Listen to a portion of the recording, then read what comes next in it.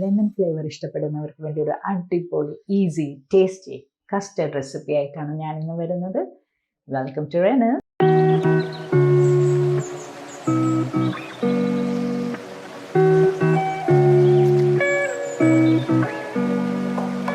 അപ്പോൾ ഇതെങ്ങനെ ഉണ്ടാക്കാൻ നോക്കാം. നമ്മളൊരു അടിപൊളി ഈസി ഡെസേർട്ടാണ് ഉണ്ടാക്കുന്നത്.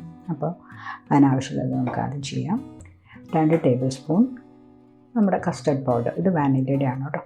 2 ടീസ്പൂൺ കസ്റ്റർഡ് പൗഡർ എടുക്കുന്നുണ്ട്. അതിൻ്റെ ഒപ്പം 1 ടേബിൾ സ്പൂൺ കോൺഫ്ലവർ, പിന്നെ നമ്മൾ അതിലേക്ക് ആവശ്യമുള്ള ഷുഗർ. ഇത് ഞാനിപ്പോൾ 2 ടേബിൾ സ്പൂൺ എടുത്തേക്കുന്നത്, നമുക്ക് വേണമെങ്കിൽ കൂട്ടുക കുറയ്ക്കുകയോ ചെയ്യാം കേട്ടോ. പിന്നെ നമ്മൾ ആഡ് ചെയ്യുന്നത് 1/4 ടീസ്പൂണോളം നാരങ്ങയുടെ ജസ്റ്റ്, അല്ലെങ്കിൽ ആ നാരങ്ങയുടെ തൊലി ഒന്ന് ചുരണ്ടി എടുക്കുന്നുണ്ട്. ഇനി ഇതൊന്ന് നന്നായി മിക്സ് ചെയ്തിട്ട് പിന്നെയാണ് നമ്മൾ ഇത് ഓൺ ചെയ്യുന്നത് കേട്ടോ. ഇതിൻ്റെയൊക്കെ നന്നായി ചേർത്തിട്ട് 1/2 ലിറ്റർ പാല യൂസ് ചെയ്യുന്നത്, അത് ഇതിലേക്ക് ഒഴിച്ച് കൊടുക്കാം. ഇതൊന്ന് നന്നായി ലംസൊക്കെ കളഞ്ഞാണ് നല്ലോണം നല്ലോണം മിക്സ് ചെയ്തെടുക്കുക.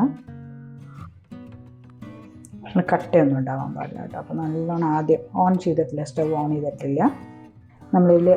നമ്മൾ സാധാരണ കസ്റ്റേർഡ് ഉണ്ടാക്കുന്ന പോലെ തന്നെ നമ്മൾ അവസാനം ആഡ് ചെയ്യുന്ന ലെമൺ ജ്യൂസാണ് ഇതിൻ്റെ എൻറ്റയർ ഫ്ലേവർ മാറ്റിയെടുക്കുന്നത്. ഇനിയിപ്പോൾ ഇത് കട്ടയൊക്കെ പോയിട്ടുണ്ട് കേട്ടോ. ഇനി നമ്മൾ സ്ലോ ഫ്ലെയിമിൽ ഇത് ബോയിൽ ചെയ്തെടുക്കണം. കൈ എടുക്കാതെ ഇളക്കിക്കൊണ്ടിരിക്കണം, അല്ലെങ്കിൽ കട്ട പിടിക്കും.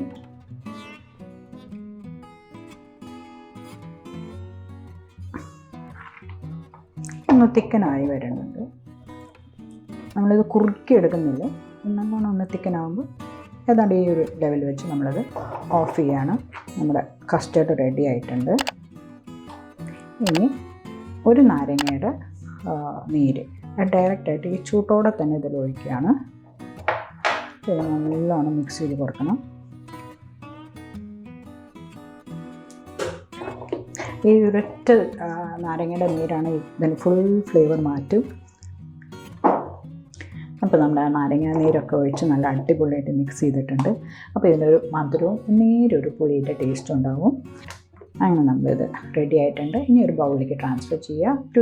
ഒരു 3 to 4 hours സെറ്റ് ചെയ്യാൻ വെക്കണം കേട്ടോ. ഞാൻ ആദ്യം സെറ്റ് ചെയ്യാനുള്ള ബൗളിൽ തന്നെ ഒഴിച്ച് വയ്ക്കാം കുറച്ച്.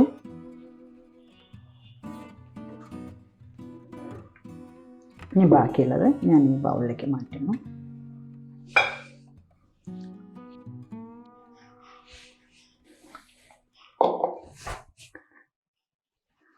അടിപൊളിയായിട്ട് വന്നിട്ടുണ്ട്.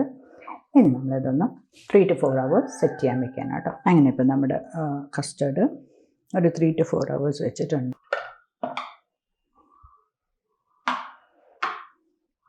നല്ല അടിപൊളിയായിട്ട് വന്നിട്ടുണ്ട്. ഇനി നമുക്കിതൊന്ന് ഗാർണിഷ് ചെയ്യാം. ഒരു ഇച്ചിരി മിൻറ്റ് ലീഫ് വെച്ചാൽ അതൊരു ടേസ്റ്റാണ്.